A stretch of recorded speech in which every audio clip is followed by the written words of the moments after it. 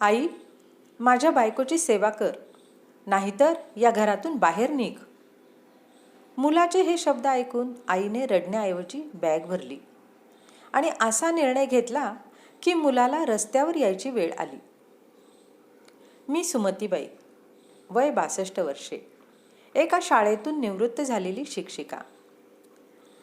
नवऱ्याच्या निधनानंतर मी माझा एकुलता एक मुलगा विक्रम याला स्वतःच्या पेन्शनच्या आणि कष्टाच्या पैशांवर इंजिनियर बनवले. विक्रमचे लग्न नेहासोबत झाले. पुण्यात त्यांनी एक चांगला 2 BHK फ्लॅट घेतला होता.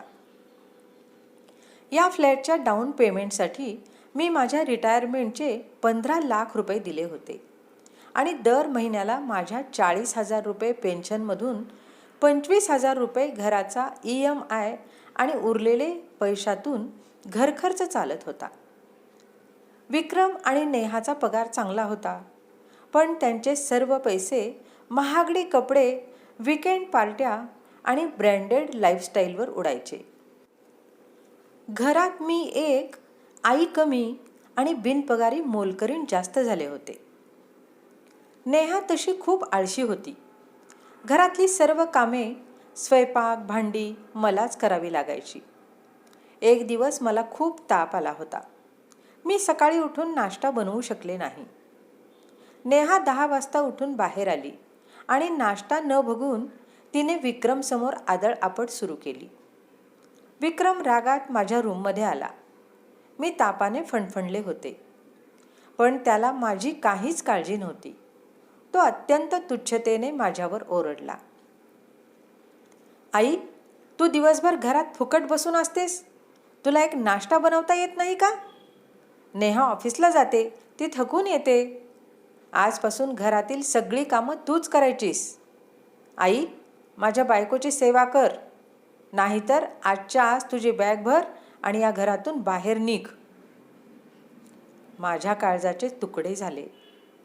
ज्या मुलासाठी मी माझं संपूर्ण आयुष्य पणाला लावलं, तोच मुलगा आज बायकोच्या आळशीपणासाठी मला घराबाहेर काढण्याची धमकी देत होता. माझा तो ऐतिहासिक निर्णय आणि स्वाभिमानाचा प्रवास. मी त्याच्या बोलण्यावर एकही शब्द बोलले नाही.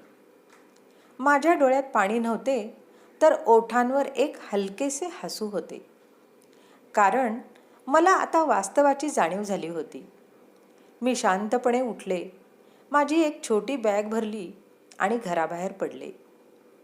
जाताना मी विक्रमला फक्त एवढंच म्हणाले, तुझी प्रायव्हसी आणि तुझा संसार तुला लकलाभ असो. विक्रम आणि नेहाला वाटले की ही म्हातारी कुठे जाणार, 2 दिवसात रडत रडत परत येईल आणि निमूटपणे कामं करेल. पण त्यांना माहीत नव्हतं की माझ्या त्या हसण्यामागे त्यांच्या विश्वासघाताची एक खूप मोठी किंमत लपलेली होती. मी पुण्यातून थेट माझ्या गावी साताऱ्याला माझ्या जुन्या कौलारू घरात आले आणि दुसऱ्याच दिवशी मी थेट बँक गाठली. मी विक्रमच्या ज्या जॉईंट अकाउंटमध्ये माझी 40,000ची पेन्शन जमा होत होती, ते अकाउंट तातडीने ब्लॉक केले आणि पेन्शन माझ्या वैयक्तिक खात्यात वळवली. तसेच घराच्या EMIसाठी जो ॲटो डेबिट सेट केला होता, तो कायमचा रद्द करून टाकला. इकडे पुण्यात पुढचा महिना उजाडला. विक्रम आणि नेहा मजेत होते. पण 1 तारीख आली आणि विक्रमच्या मोबाईलवर बँकेचा मेसेज आला, तुमचा 25,000 रुपयांचा EMI बाउन्स झाला आहे. विक्रमला घाम फुटला. त्याने बँक खातं चेक केलं, तर त्यात 1 रुपयाही नव्हता.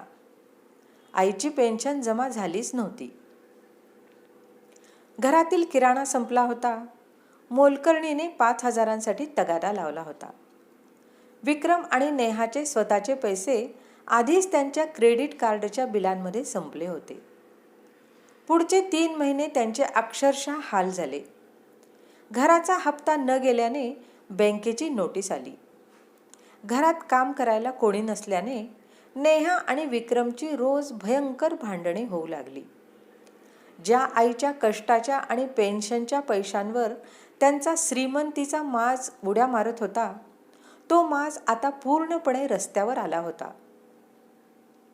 6 महिन्यानंतर एक दिवस विक्रम साताऱ्याला माझ्या जुन्या घरी आला. तो ढसाढसा रडत माझ्या पायावर पडला. आई, मला माफ कर.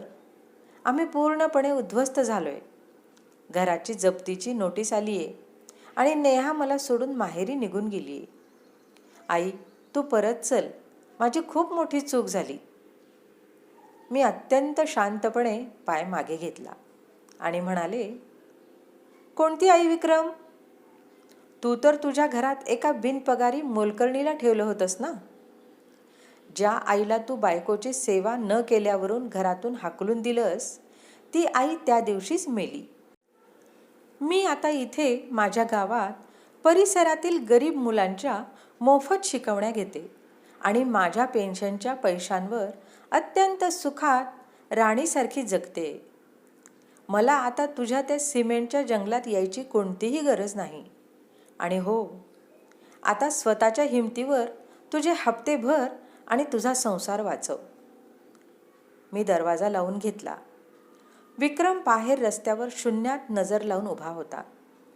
स्वतःच्या जन्मदात्या आईला मोलकरीण समजण्याची आणि तिच्या पैशांवर माज करण्याची त्याला आता आयुष्यातील सर्वात मोठी किंमत मोजावी लागली होती. आई वडिलांना अडगळ समजून घरातून बाहेर काढणाऱ्या मुलाचा आईने एका पैशाचीही मदत न घेता कसा माज उतरवला, ही अंगावर काटा आणणारी कथा तुम्हाला कशी वाटली?